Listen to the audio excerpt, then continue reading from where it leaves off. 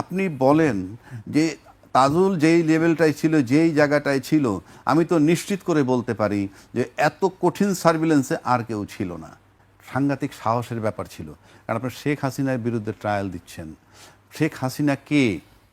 শেখ হাসিনার অধীনে এখনো সমস্ত প্রশাসন তার জিকির করে। এই যে তাজুল ইসলাম সাহেব যখন সরাইলো, সরানোর সময় কিন্তু কোনো বার্তা আসে নাই। সিম্পল বার্তা কি, তাও কি পদত্যাগ করে নাই, সে বলছে যে একজনের প্রজ্ঞাপন জারি করবে, প্রজ্ঞাপন জারি করলে অটোমেটিক তার পদটা শূন্য হয়ে যায়। প্রজ্ঞাপন জারি করছে এবং সে চলে গেছে।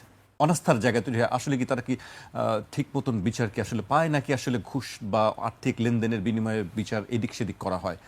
একটি বড় একটি মানুষের ধন্যবাদ আপনাকে এবং আমার ভাই সরোয়ার ভাইকে। সরোয়ার ভাই যে কথাগুলো বলছে সবই যৌক্তিক, এবং তার যে প্রসিডিউর এবং প্রসিকিউটর একটা বিশেষ না, সিংহভাগ রোলটাই তার। এই আসামি, এটাই আসামি বললো না যে আসামি কারে বানাবো কাকে বানাবো না, এটার মানেই যে ঘুষ তা নয়। সেটা হলো সব কিছু দেখে, তদন্ত রিপোর্ট, সমস্ত পেপারস, এভিডেন্স, মোট কথা মনে করেন এই মামলার আসামি হওয়ার আগে 80% মনে করেন মামলা হয়ে যায় ওই কাগজে কলমে, তাদের গবেষণায়।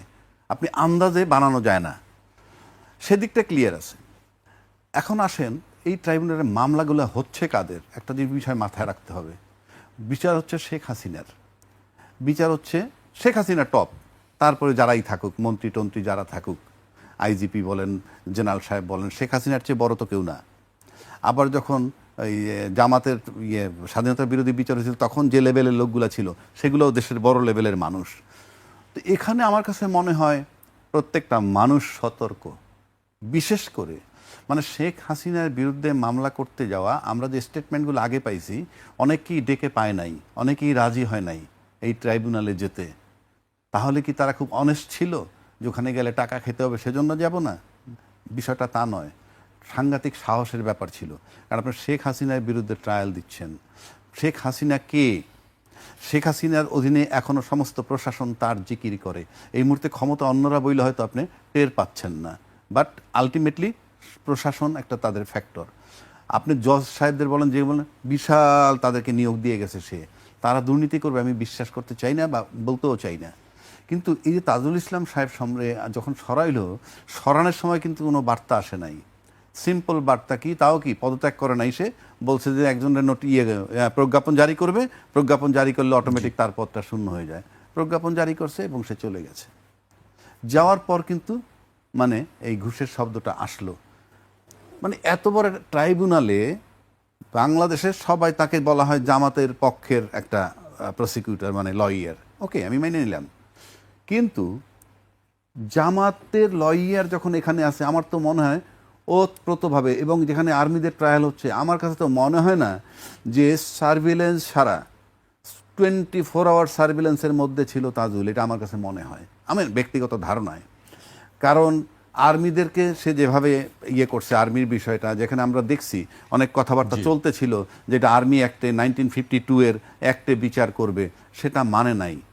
তো মানে নাই যখন আপনি অনেক ঘুষের বিষয়টাতে এখন চলে আসলেন, আর্মিদের চেয়ে বড় প্রশাসন তো বাংলাদেশে নাই। তারপরেও কিন্তু সে সেখান থেকে সারেন্ডার করে নাই, এবং মামলায় ফলাফল যাই হোক। ঠিক এখন আপনি ঘুষের বিষয়টা আইনে এখন যদি বলেন যে ঘুষ তদন্ত করব আগে, অর্থাৎ কীরকম, যে জাজমেন্ট যেটা হয়ে গেছে সেটা ঘুষের লেনদেনের ভিত্তিতে হয়েছে কি না, এই ইস্যু যদি আপনি দাঁড়া করান, তাহলে তো মামলার কার্যক্রম স্থগিত থাকবে, এই অবস্থায় পড়ে থাকবে। আপনি আগে ঘুষ তদন্ত করবেন, তা নাহলে বলবেন কেমনে যে ঘুষ খাইয়া এটা যে চিফ প্রসিকিউটর বলেছেন যে আগে যে মামলাগুলো সবগুলোই তিনি দেখবেন। দেখবেন তো এক জিনিস, এটা আমরা তো বুঝি, আমরা দেখবো ওই যে সরকার চলে গেছে, কি অন্তর্বর্তীকালীন সরকার চলে গেছে, রাজনৈতিক সরকার আসলেই সব ঠিক হয়ে যাবে, এই কথা ছিল না? চলমান ছিল, জাস্ট জিরো। এখন কয়দিন পরে বয়ান শুনবেন 15 বছরের যানজট, জঞ্জাল, তারপরে 1.5 বছরের জঞ্জাল, এই ইস্যুতে আপনি সময় ক্ষেপণ করবেন। এটা নির্বাচিত সরকারে করবে, সেটা পরের চ্যাপ্টার। এখন এই যে ঘুষের বিষয়টা আপনি নিয়ে আসলেন, আপনি বলেন যে তাজুল যেই লেভেলটায় ছিল, যেই জায়গাটায় ছিল, আমি তো নিশ্চিত করে বলতে পারি যে এত কঠিন সার্ভিলেন্সে আর কেউ ছিল না। তা সেখানে আপনি যখন ঘুষের প্রশ্নটা নিয়ে আসলেন, হ্যাঁ, ভালো কথা। এখন যাকে আনছেন সে যদি আরও দক্ষ হয়, এখন এই ঘুষের প্রশ্নে কি আগের জাজমেন্ট দুর্বল হয়ে যাবে? আর যাদেরকে এখন দায়িত্ব দিছেন তারা কি খুব দক্ষ হলে কি হবে? মানে কি ইনজাস্টিস হয়েছে জাস্টিস হবে, না জাস্টিস আগেও হয়েছে সামনেও জাস্টিস হবে? এই বিষয়গুলো নাকি সরোয়ার ভাই, আগে যে রায় হয়েছে সেখানেও জাস্টিস হয়েছে, আবার সামনে যেটা হবে সেখানেও জাস্টিস।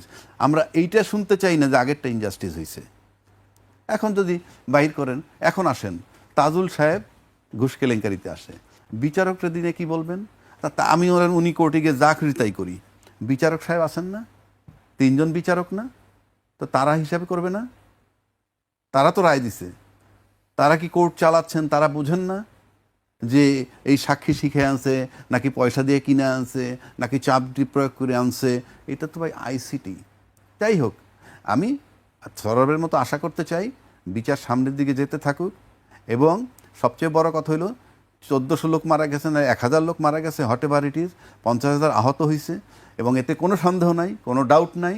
সুতরাং এই যে ডাউট নাই, সন্দেহ নাই, এবং যেই প্রশাসন, যেই সরকার প্রশাসনকে কুক্ষিগত করে চালাইছে আমরা সবাই দেখছি দৃশ্যমান, তাহলে প্রশাসনকে হুকুম কে দিছিল? এটা তারপরেও রাজসাক্ষী আনতেছে কেন? জিনিসটাকে পোক্ত করার জন্যে। তা না হইলে আজকে যদি রাজসাক্ষী না থাকতো তাহলে এক কথায় ফেলে দিত যে সে যে হুকুম দিছে কেমনি বুঝবো। আর প্রধান যিনি হুকুম দেন তার হুকুম দেওয়ার জায়গা 2-3টা, তার হুকুম দেওয়ার জায়গা আর্মি চিফ। রাজসাক্ষীর বিষয়ে আসলে আর্থিক লেনদেনের প্রসঙ্গটি এসেছে। রাজসাক্ষী 1000 কোটি টাকার লেনদেন শুনি, তার রাজসাক্ষী কয় টাকা কামাইছে, তার 1000 কোটি টাকা কে দিল, তার ঠেকাটা কি, কারা দিছে? না, আমরা যেটি বললাম যে বিএম সুলতান মাহমুদ যিনি অভিযোগ করলেন যে টাকার ব্যাগ নিয়ে তার রুমে যাওয়া হয়েছে, প্রসিকিউটর একজন, তার রুমে 1000 কোটি টাকা, 1000 কোটি টাকা রুম লাগে একটা, এবং এই ব্যাগ নিয়ে ঢুকছে কে? সেই টাকা কি তার বাসায় ছিল কিনা, কোন ব্যাংকে ট্রানজ্যাকশন করছে, সেই ট্রানজ্যাকশনের স্টেটমেন্টটা নিয়ে আসুক। টাকাটা ছিল কোথায়, কার? আমি কথাটা আসলে আমি এখন শুনতেছি কেন? তখন তিনি বলেননি কেন? যিনি এখন বলতেছেন তখন বললেন না কেন? বাধাটা ছিল কোথায়? কারণ আমি বলি যে ওই সময় যদি তাজুল ইসলামের বিরুদ্ধে ঘুষের অভিযোগ আনা হইতো, আমি নিশ্চিত করে বলে দিতে পারি এটা অ্যাকসেপ্ট করতো অথরিটিরা, কারণ এখানে আর্মির মামলা ইনভলভ, আপনাকে মাথায় রাখতে হবে।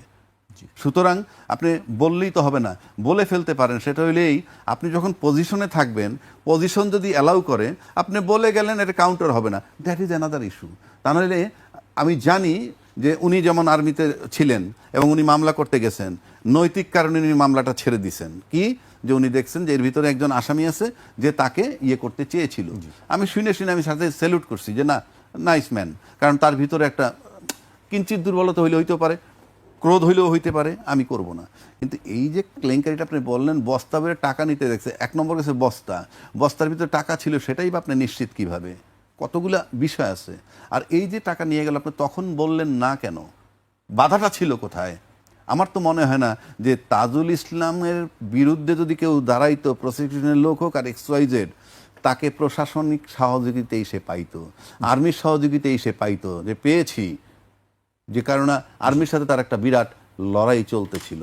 সুতরাং আমার কাছে মনে হয় আপনি তাজুলকে সরাবেন, সেটা মেন ভিন্ন কথা। কারণ আমি বলি, একটা সরকার আসলে সাধারণত বদল করে, আর এই সরকার কেন বদল করে যদি বলি, আমি প্রাথমিকভাবে একটা কথাই বলতে পারি, সেটা হলো তাজুল ইসলামের যে অধ্যায়টা ছিল, সে যতক্ষণ পর্যন্ত একটা রায় করাইছে, এখন যদি তাজুলের কন্টিনিউশনটা চলতে থাকে এই সরকারের সময়, এবং আরও যদি মামলার রায় হতে থাকে, তাইলে পরে ওই যে আগের যেটা ছিল সেটার দায়ও এই সরকারের উপরে বর্তাবে। এখন তাকে সরাই দিলে এই সরকারের প্রথম বেনিফিট হইলে আমি মনে করি যে তাজুল যে পোর্শনটা করছে ওটার দায় আমাদের নয়, এটা আমার কাছে মনে হয়, নিজেদের দায় এড়ানোর জন্য। কারণ আমরা ইতিমধ্যে টের পাচ্ছি যে আওয়ামী লীগ ভাবতেছে যে তাদের সহায়ক সরকার ক্ষমতায় আসছে, অলরেডি অফিস আদালত নানান জায়গায় খুলতেছে, মিছিল হইতেছে। তো সেখানে সরকারের দিক থেকে আমি মনে করি তারা হয়তো তাকে সরাইছে এই কারণে, 1 নম্বর দলীয় দায় সাধারণত, আর দ্বিতীয় হইল যে তাজুলের অধ্যায়টার জন্য আমরা দায়ী না, কারণ তখন অন্তর্বর্তীকালীন সরকার ছিলেন। জি।